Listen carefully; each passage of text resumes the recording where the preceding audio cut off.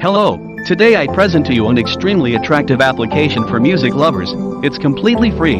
You can listen to music online or download unlimited music to use whenever you don't have internet. The powerful search function helps you find anything you want.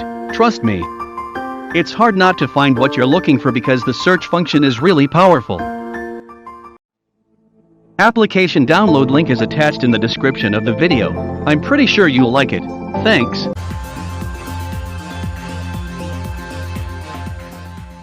Texas Governor Greg Abbott has tested positive for COVID-19. The 63-year-old Republican is fully vaccinated. His office says he is currently in good health with no symptoms and is receiving monoclonal antibody treatment. Video from an event Governor Abbott attended Monday night shows a packed venue with little mask wearing.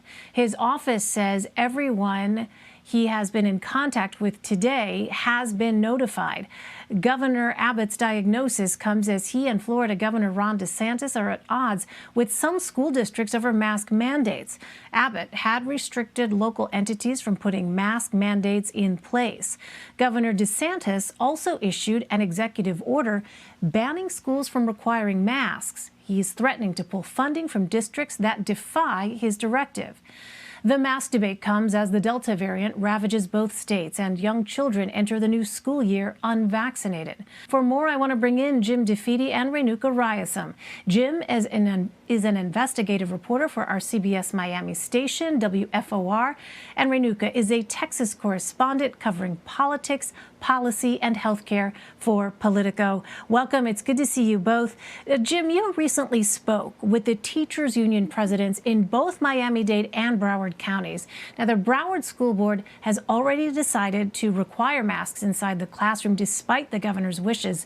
Tell us more about where Miami-Dade stands on that issue. So yesterday, Miami-Dade had a panel of medical experts that they had brought together almost a year ago to give them a final recommendation on the school year. Broward schools open tomorrow, Miami-Dade's follow a week later. So when the medical experts met yesterday, they recommended to the school superintendent that their masks be required, with the only opt-out being for medical reasons with a doctor's note.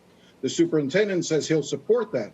But tomorrow, the school board is expected to meet, and it is not clear if that school board will go along with that recommendation. The superintendent is getting some pushback, and we're hearing that there are folks in Tallahassee from the governor's office and from others who are lobbying the school board members to not institute a mask mandate. Renuka, there has been a legal back and forth over a mask mandate for public schools in Bexar County, home to San Antonio. What's going on there, and what other legal challenges have we seen against Governor Abbott's executive order?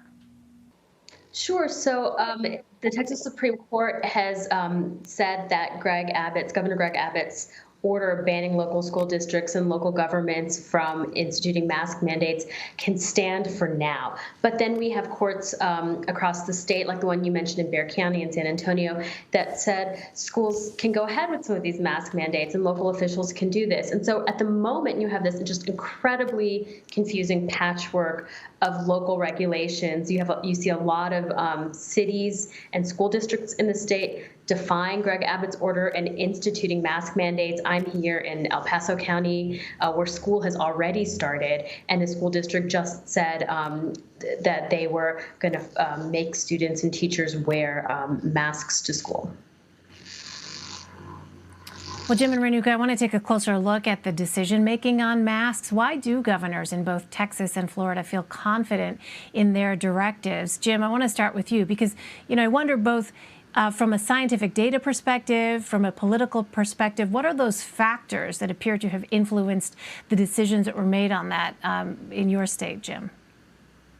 So the governor here, Governor DeSantis, has basically put together his own panel of experts, his own cherry-picked group, who are not in the mainstream of scientific thought throughout this pandemic.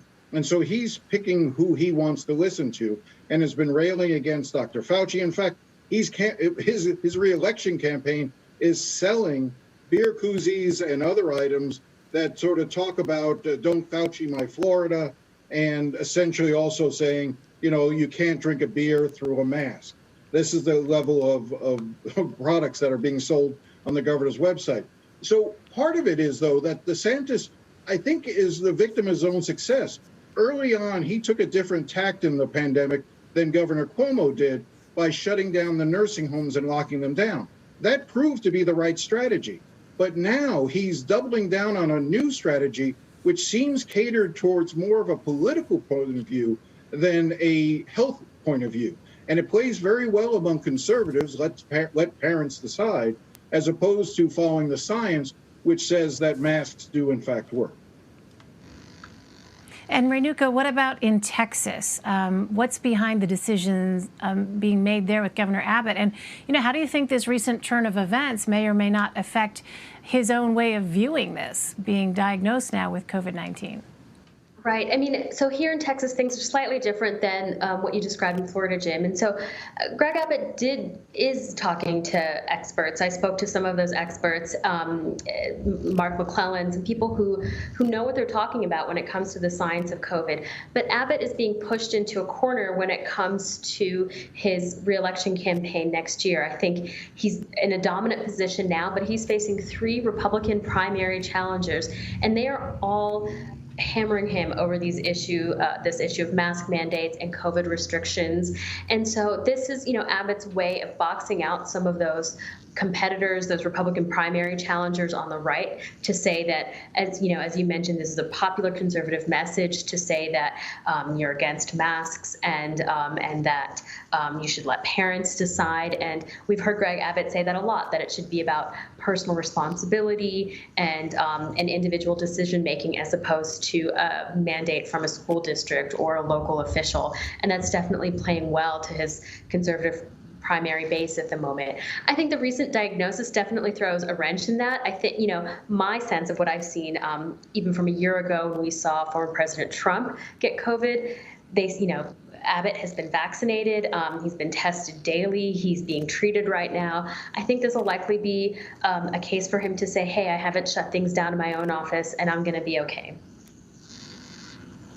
Jim, in our final minute, Governor DeSantis held a news conference Monday on monoclonal antibodies. That's the same treatment Texas Governor Abbott's office says he's currently receiving following his COVID diagnosis. But tell us more about Governor DeSantis's focus on this treatment.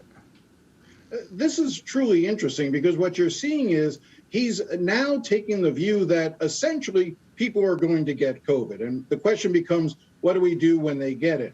That the vaccines are not as effective. That's the messaging he's giving, as we were led to believe. And so therefore, these monoclonal antibody treatments are what he's now banking on. The problem is going to be this. Look, we are just now opening up schools. In Hillsborough County, more than 8,000 students are currently in quarantine because they had a contact with someone in COVID. More than 300 teachers and staff are also facing that. As Broward opens up tomorrow, as Dade County opens up next week, as other school districts open up, if you begin to see more and more students coming down and having contact with people who have COVID, and that affects the ability for schools to remain open, that's where this is really going to come to a loggerhead, I believe. And no matter how much he wants to talk about monoclonal treatments, he's not talking about vaccinations anymore. He's talking about treatments after the fact. I think that's going to be the problem that Governor DeSantis is going to have to deal with, where this strategy may backfire on. All right, Jim DeFede and Renuka Rayasam, it's good to have you both. Thank you very much. Thank you.